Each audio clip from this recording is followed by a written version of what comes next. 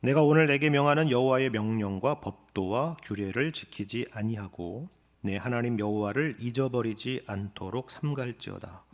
내가 먹어서 배부르고 아름다운 집을 짓고 거주하게 되며 또 내 소와 양이 번성하며 내 은금이 증식되며 내 소유가 다 풍부하게 될 때에 내 마음이 교만하여 내 하나님 여호와를 잊어버릴까 염려하노라.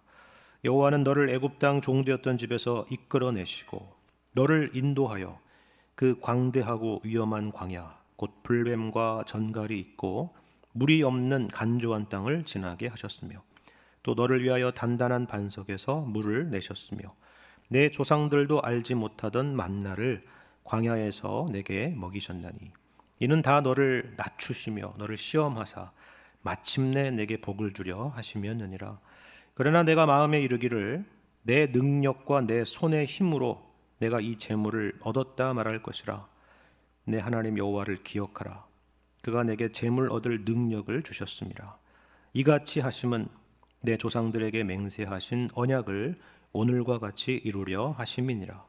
내가 만일 내 하나님 여호와를 잊어버리고 다른 신들을 따라 그들을 섬기며 그들에게 절하면 내가 너희에게 증거하노니 너희가 반드시 멸망할 것이라. 여호와께서 너희 앞에서 멸망시키신 민족들 같이 너희도 멸망하리니 이는 너희가 너희의 하나님 여호와의 소리를 청종하지 아니함이니라. 아멘. 네, 오늘은 추수감사 주일입니다. 추수감사절이라고 하는 것은 과거 농경 사회에서 한 해의 수확을 마치고 또 한 해 동안 베풀어 주신 하나님의 은혜를 기억하면서 감사하는 그런 절기죠. 물론 그 뿌리는 미국에 있습니다. 한국 교회는 아마도 초창기에 미국 선교사님들이 전해준 그러한 영향으로 지켜지게 된 것으로 알고 있습니다.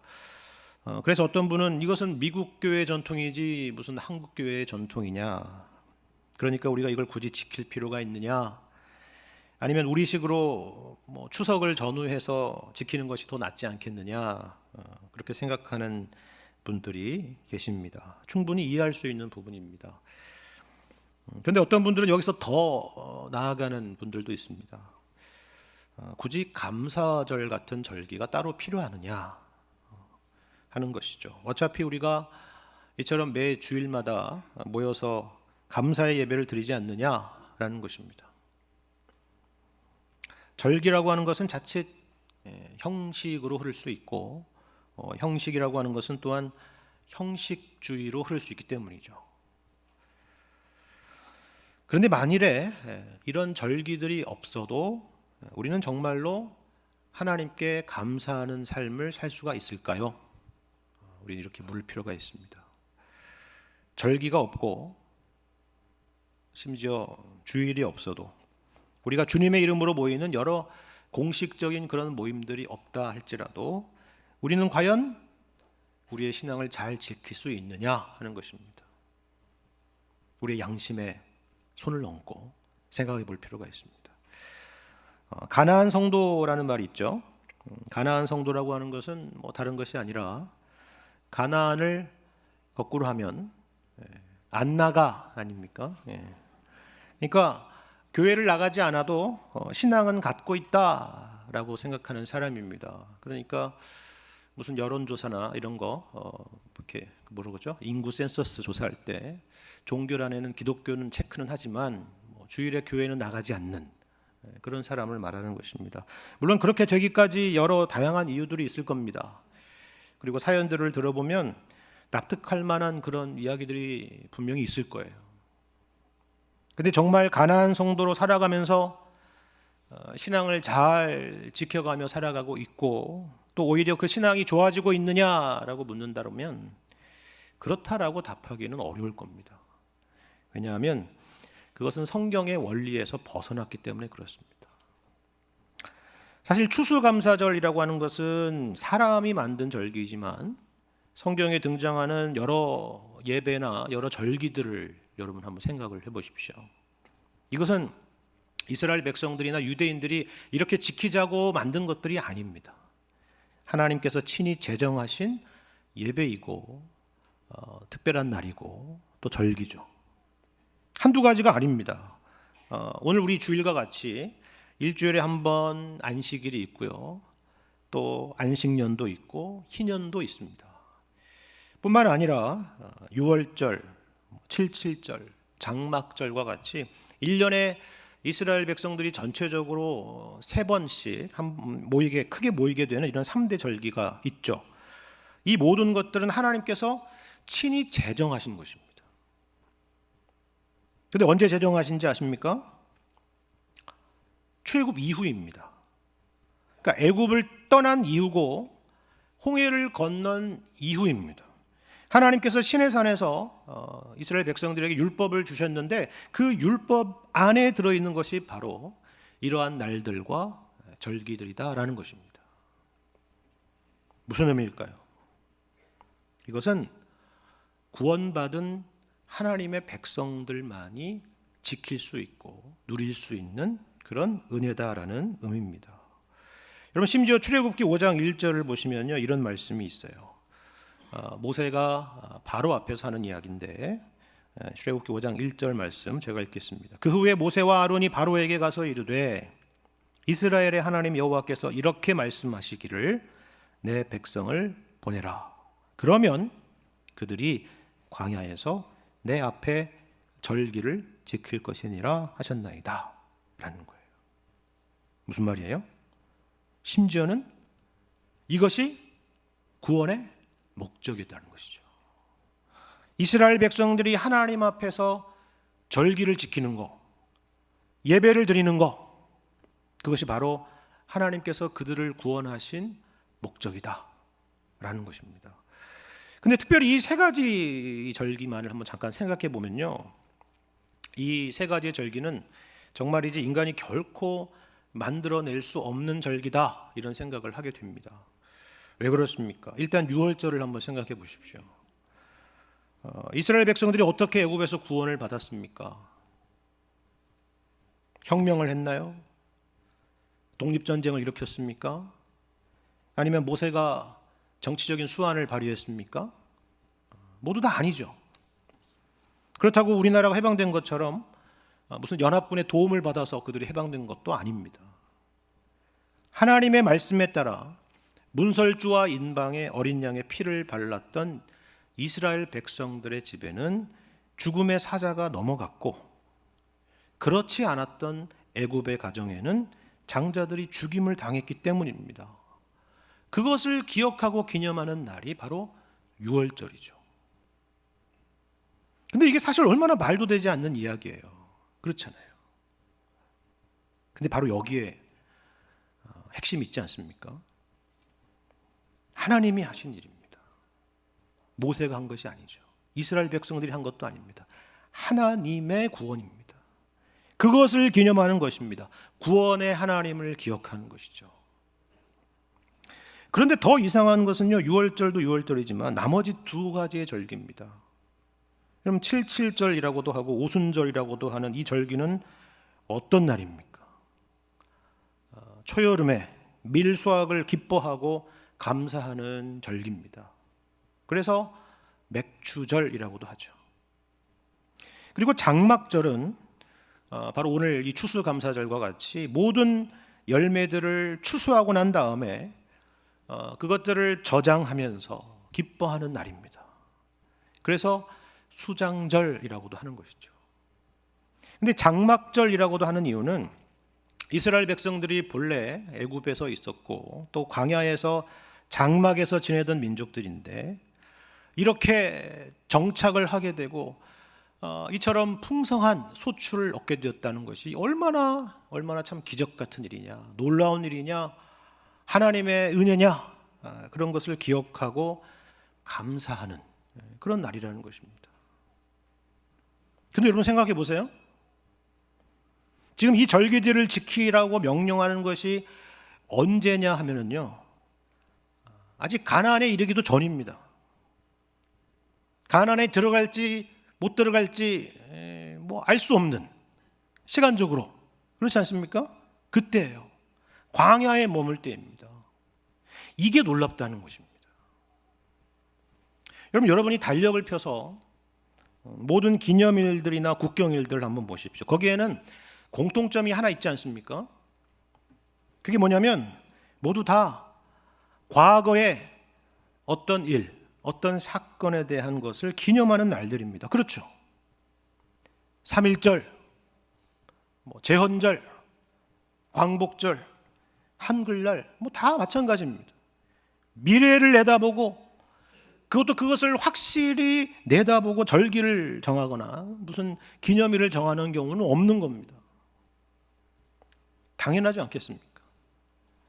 그런데 이스라엘 백성들이 광야에 있을 때, 아직 가나안 땅에 한 발도 들어서지 않았을 때에 이 절기를 제정하셨다라는 건 그럼 뭐예요?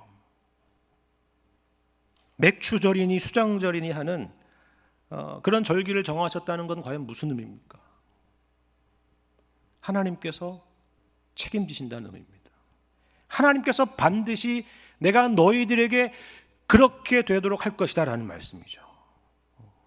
그러니까 이런 절기가 단지 의무가 아니라 하나님께서 우리에게 이런 절기를 주셨다는 것 자체가 얼마나 놀라운 특권이며 은혜라는 것을 알아야 된다는 것입니다. 여기에는 하나님의 약속과 보증이 담겨 있기 때문이죠.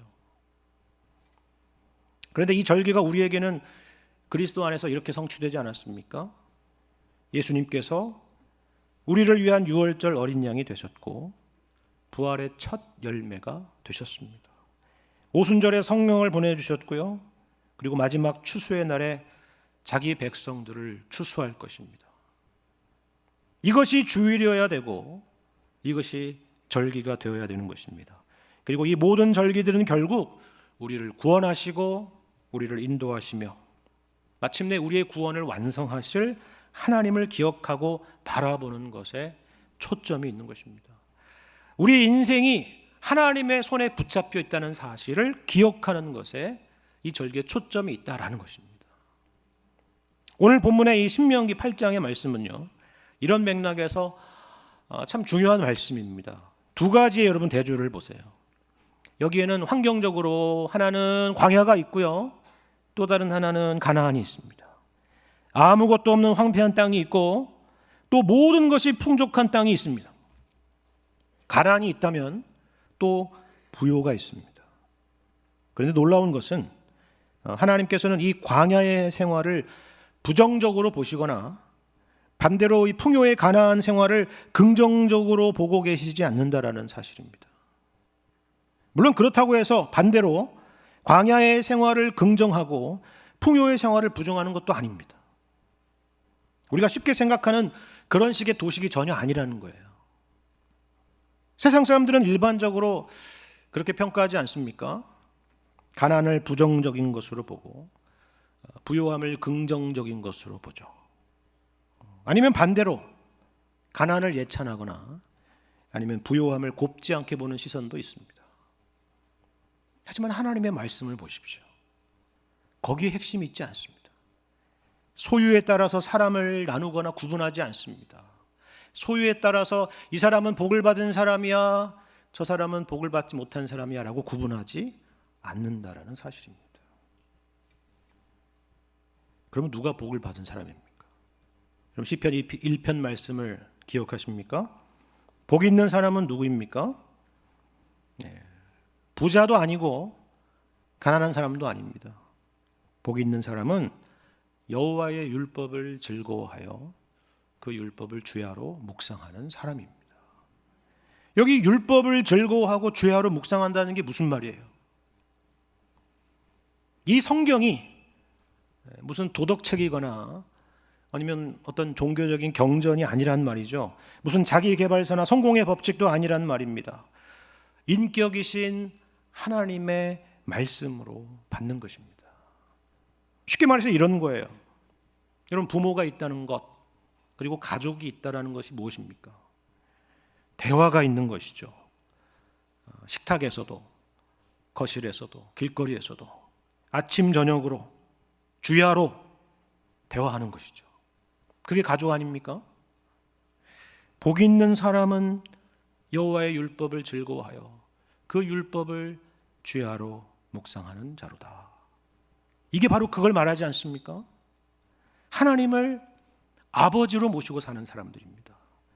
하나님의 가족들인 사람이죠. 그 사람이 복 있는 사람이다, 그런 말입니다. 여러분, 더 쉬운 예를 들어볼게요. 이제 초등학교에 막 들어간 아이에게 만약에 통장이 있다면 혹은 지갑이 있다면 그 돈이 얼마나 있겠습니까? 몇십억이 있겠어요? 아니겠죠. 많아야 뭐 몇만 원 아니겠습니까? 그런데 그 누가 그 아이에게 그 지갑을 보면서 너는 참 가난한 사람이야, 그렇게 말하겠어요? 물론 절대적으로 보자면 엄청 가난하죠. 옆집 아저씨는 재산이 몇 억이고 이 아이는 고작 몇만 원이잖아요. 그렇죠. 그래도 이 아이를 두고 가난하다고 말하는 사람은 없습니다. 왜 그렇습니까? 그 아이의 지갑 때문이 아니라 아버지 때문이죠. 아버지의 자녀이기 때문입니다. 무슨 말인지 아시겠습니까? 오늘 신명기 8장 말씀을 우리가 다 읽지는 않았는데요, 사실 여기에 바로 그 의미가 담겨 있습니다. 여러분, 출애굽 이후에 이스라엘 백성들의 걸음들을 보십시오. 그들의 여정을 보세요. 광야에서 이스라엘 백성들을 보십시오. 이 얼마나 가난한 사람들입니까? 그렇잖아요. 자, 이렇게 말씀하죠. 신명기 8장 2절 이하의 말씀입니다. 성경을 펼치신 분은 성경 본문을 보시고요, 없으신 분은 화면을 보셔도 됩니다. 신명기 8장 2절입니다. 내 하나님 여호와께서 이 40년 동안에 내게 광야 길을 걷게 하신 것을 기억하라. 이는 너를 낮추시며 너를 시험하사 내 마음이 어떠한지 그 명령을 지키는지 지키지 않는지 알려 하심이라. 너를 낮추시며 너를 줄이게 하시며 또 너도 알지 못하며 내 조상들도 알지 못하던 만나를 내게 먹이신 것은 사람이 떡으로만 사는 것이 아니오 여호와의 입에서 나오는 모든 말씀으로 사는 줄을 내가 알게 하려 하심이니라. 이 40년 동안에 내 의복이 헤어지지 아니하였고 내 발이 부르트지 아니하였느니라. 너는 사람이 그 아들을 징계함 같이 내 하나님 여호와께서 너를 징계하시는 줄을 마음에 생각하고 내 하나님 여호와의 명령을 지켜 그의 길을 따라가며 그를 경외할지니라. 이렇게 말씀합니다. 광야에 대한 경험입니다. 광야라고 하는 것은요, 말 그대로 아무것도 없는 것입니다. 아무것도 없는 것. 여러분, 여기서 이스라엘 백성들이 무슨 대단한 음식을 먹은 게 아니잖아요. 산의 진미를 먹은 게 아니잖아요. 집도 없고 논도 밭도 없었던 시절입니다. 그렇지 않습니까? 그런데 그 누가 이들을 가난하다고 말하겠습니까? 여러분, 여기 5절에 뭐라고 되어 있어요? 너는 사람이 그 아들을 징계함 같이 내 하나님 여호와께서 너를 징계하시는 줄 마음에 생각하라 라는 말씀이 있잖아요. 징계라고 하는 단어 보지 마시고 아들이라는 단어를 보십시오. 무슨 말입니까? 다 떠나서 기본적으로 너희가 내 아들이다. 너희는 내 자녀다. 내가 너희를 책임지는 아버지 아니냐, 그런 말씀이죠. 또한 여기 3절에서 우리가 잘 아는 말씀 있죠. 사람이 떡으로만 사는 것이 아니요 여호와의 입에서 나오는 모든 말씀으로 산다라는 말씀이 있습니다. 여러분, 이것은 이분법적인 말씀이 아니에요. 떡보다는 말씀이야, 이런 말씀이 아닙니다. 아시겠죠? 여러분, 광야에서 떡이 도대체 어디서 납니까? 농사를 지을 수도 있는 것도 아니고 뭐 그렇다고 광야에 무슨 편의점이 있는 것도 아니잖아요.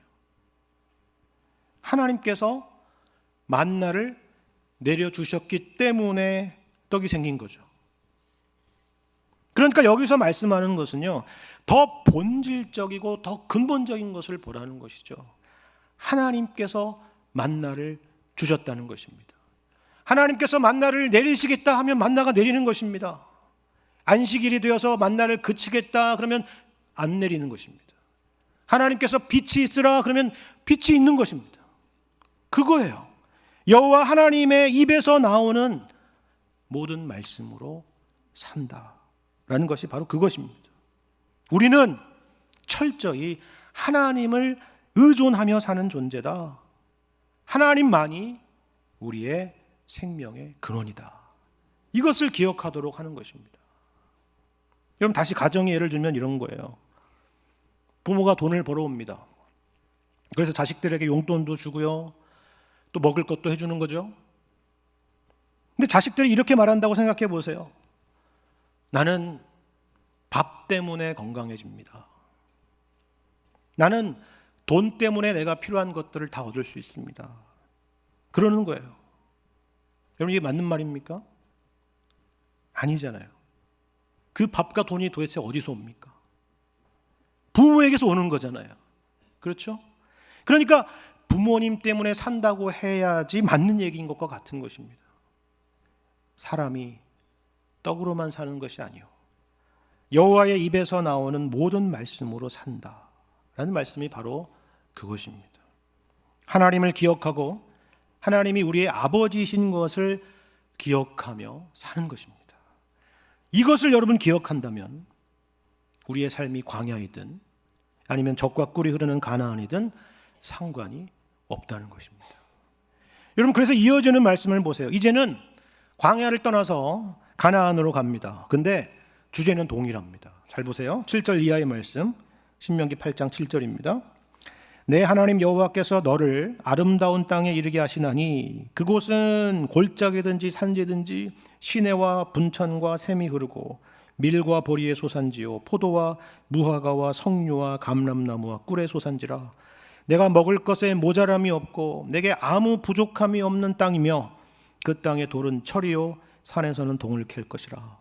내가 먹어서 배부르고 내 하나님 여호와께서 옥토를 내게 주셨으므로 말미암아 그를 찬송하리라 라는 거예요.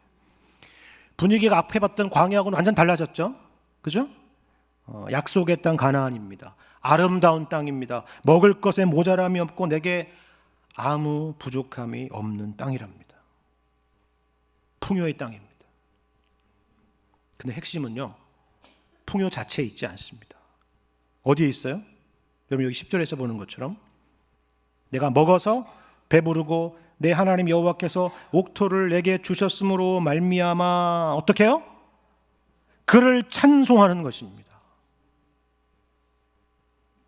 이 모든 것들을 주신 분이 하나님이신 것을 기억하고 감사하며 찬송하는 것입니다. 풍요 자체가 목적이 아니라 하나님이 목적인 삶입니다. 하나님을 기뻐하는 삶입니다. 여러분, 아시는 분은 아시겠지만 소위 번영신학이라고 하는 게 있습니다. 여러분, 번영신학이라고 하는 것은요, 쉽게 말해서 예수님을 잘 믿으면 건강하게 되고 부자가 되고 행복해진다라고 하는 그런 신학입니다. 물론 여기에도 하나님도 있고 예수님도 있고 물질적인 축복도 있습니다. 그들도 성경을 말합니다. 근데 뭐가 달라요? 궁극적인 목적이 다릅니다. 추구하는 목표가 달라요. 이 번영신학이라는 것의 목표는요, 그 이름 그대로 번영이 목표입니다. 내가 잘 되는 것이죠. 내가. 아시겠죠? 여러분, 번영신학자 중에서 여러분이 잘 알고 있는 대표적인 사람이 있는데 조엘 오스틴이라는 사람이 있습니다. 그가 쓴 책이 있죠. 이미 번역된 책도 있습니다. 대표적으로 두 가지 책이 있는데 하나는 뭐냐면 Your Best Life Now라는 겁니다. 긍정의 힘. 그리고 또 다른 책은 Become a Better You라는 것입니다. 잘 되는 나. 모두 다 뭐예요? 나. 하나님은 없습니다. 하지만 성경은 뭐라고 말합니까? 우리가 방금 어떤 말씀을 읽었어요? 여기도 번영이 있죠. 여기도 물질적인 축복이 있습니다. 넘치는 은혜가 있습니다. 하지만 궁극적인 목적이 뭐라고요? 하나님입니다. 광야에서 시험 받으신 예수님을 여러분 생각해 보세요. 40일을 줄이신 이후에 마귀가 이 돌들로 떡덩이가 되게 하라 하지 않았습니까? 하나님의 전능하심을 믿지 않느냐? 내가 하나님의 아들이 아니냐? 하나님께서 자식들을 굶기시겠느냐? 그런 시험입니다.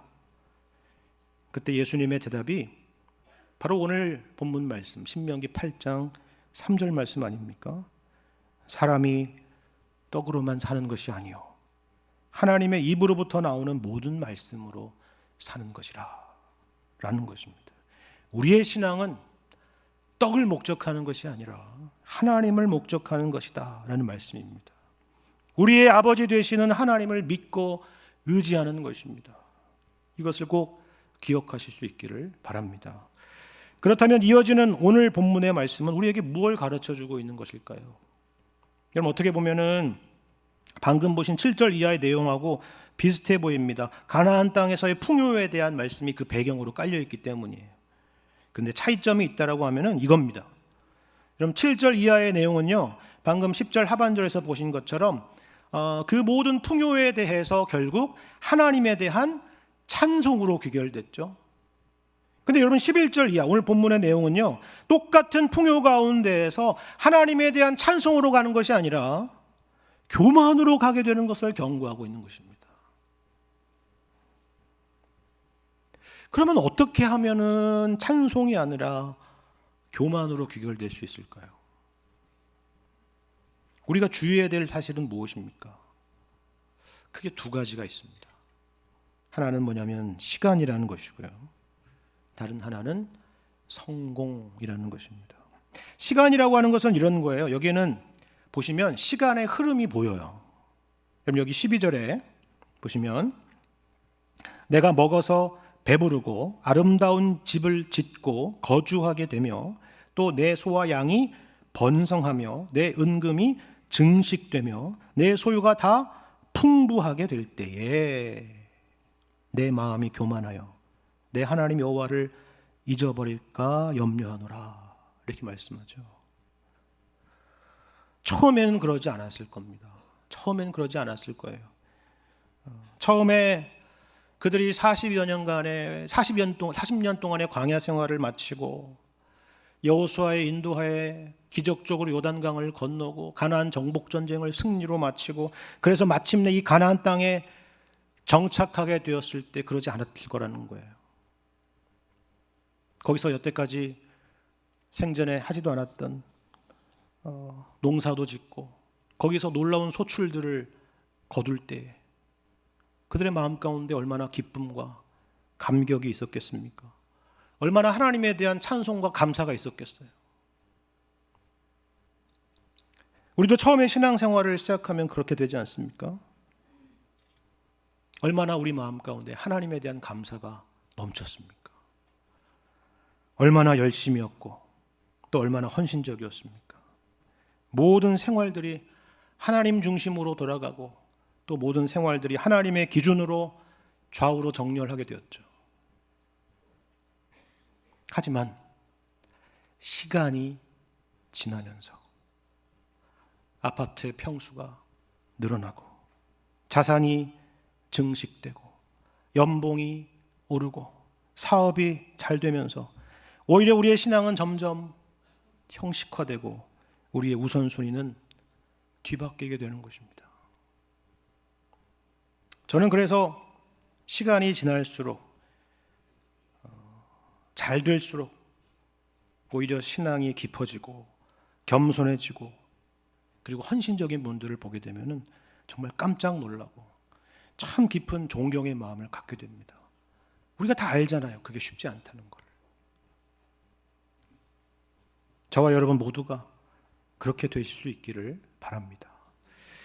또한 성공이라고 하는 것은 이런 거예요. 여러분 17절을 보시면요, 이렇게 말씀하지 않습니까? 그러나 내가 마음에 이르기를 내 능력과 내 손의 힘으로 내가 이 재물을 얻었다 말할 것이라. 단지 부유함에 대한 말을 하는 게 아니죠. 이 모든 일에 있어서 스스로 자부심과 뿌듯함을 느끼는 그런 사람을 말합니다. 그동안 걸어온 길, 그동안 성취한 것에 대해서 자기 만족에 빠지는 사람들에 대한 경고의 말씀입니다. 주로 자수성가하신 분들이나 인생에 있어서 늘 승승장구하고 잘 풀리시는 분들이 빠지기 쉬운 그런 실수입니다. 여러분, 여기 17절에서 눈에 띄는 단어가 이거 아닙니까? 내 능력, 내 손의 힘입니다. 한편으로는 맞는 말입니다. 세상 사람도 다 그렇게 이야기를 하잖아요. 우리 눈에 보이는 것이 그 정도뿐이니까요. 하지만 우리는 눈에 보이지 않는 것까지 볼 수 있어야 하는 것입니다. 그렇다면 우리는 이것이 내 능력도 내 손의 힘도 아니라고 하는 사실을 알게 될 것입니다. 하지만 그렇다고 해서 하나님께서 가는 시간을 멈추시거나 우리에게 주신 능력을 아무 때나 걷어가시지는 않으시죠. 그래서 오늘 말씀이 있는 것입니다. 대신에 우리에게 필요한 것이 뭐라고 말씀하십니까? 오늘 본문에서 반복되는 명령이 보이십니까? 이런 것이죠. 여러분 11절 하반절을 보시면 내 하나님 여호와를 잊어버리지 않도록 삼갈지어다 말씀합니다. 그리고 14절에도 내 마음이 교만하여 내 하나님 여호와를 잊어버릴까 염려한다 말씀합니다. 그리고 18절에도 내 하나님 여호와를 기억하라고 말씀하고 있습니다. 다시 말해서 하나님을 잊지 말고 기억해야 된다는 것입니다. 광야 같은 시절에도 기억하고 풍요의 시절에도 기억해야 된다는 것입니다. 이것이 바로 생명의 길이고 복된 길이라고 말씀하는 것입니다. 그렇다면 구체적으로 뭘 기억할까요? 여러분 14절 중반절부터 보십시오. 이것을 기억하는 것입니다. 오늘 본문 14절 중반절 말씀입니다. 여호와는 너를 애굽 땅 종되었던 집에서 이끌어내시고 너를 인도하여 그 광대하고 위험한 광야 곧 불뱀과 전갈이 있고 물이 없는 간조한 땅을 지나게 하셨으며 또 너를 위하여 단단한 반석에서 물을 내셨으며 내 조상들도 알지 못하던 만나를 광야에서 내게 먹이셨나니 이는 다 너를 낮추시며 너를 시험하사 마침내 내게 복을 주려 하심이었느니라 라는 말씀입니다. 먼저 하나님의 구원을 기억하는 것입니다. 그리고 하나님의 인도하심을 기억하는 것이죠. 또한 우리 인생이 가난에 있든 풍요에 있든지 간에 어떤 상황과 형편에 있든지 간에 우리에게 마침내 복을 주시려는 길이라는 것을 기억하는 것입니다. 하나님께서 우리의 아버지라는 사실을, 우리가 하나님의 사랑 안에 있고 우리의 구주가 되시는 예수님과 묶여 있다는 사실을 기억하라는 것입니다. 근데 왜 기억하라고 하는 것이 명령인지 아십니까? 왜 구약에서 안식일이며 절기며 안식년이며 희년들을 일일이 지키라고 그렇게 명령하는지 아십니까? 이것은 우리를 귀찮게 하려는 것이 전혀 아닙니다. 우리는 이것을 너무나도 자주 잊어버리고 살기 때문에 그렇습니다. 의도적으로, 의지적으로 이 시간들을 갖지 않으면, 이것이 하나님의 명령이지 않으면 우리는 어느새 하나님을 잊어버리고 우리 마음이 교만해져서 하나님의 생명과 멀어질 것이기 때문입니다. 그러므로 이 명령은 복인 것입니다. 우리는 홀로 설 수 없는 존재들입니다. 우리는 내 능력과 내 손의 힘으로 뭔가를 할 수 있는 존재들이 아니죠. 예수님의 말씀처럼 주님은 포도나무이시고 우리는 그분의 가지이기에 주님을 떠나서는 우리는 아무것도 할 수 없는 존재들입니다. 우리는 떡으로만 사는 것이 아니라 오직 하나님의 말씀으로 사는 존재들입니다. 오직 주님으로 인하여 오늘의 우리가 있고 주님으로 인하여 우리가 사는 것입니다. 이것을 다시 한번 기억하고 되새기는 날, 특별히 지난 한 해를 돌아보며 받은 복을 세어보며 우리에게 베푸신 은혜들을 헤아려 보는 날, 이 모든 것들을 감사로 반응하는 날, 바로 그날이 오늘 추수감사 주일입니다. 인생은 결국 크게 둘로 나뉩니다.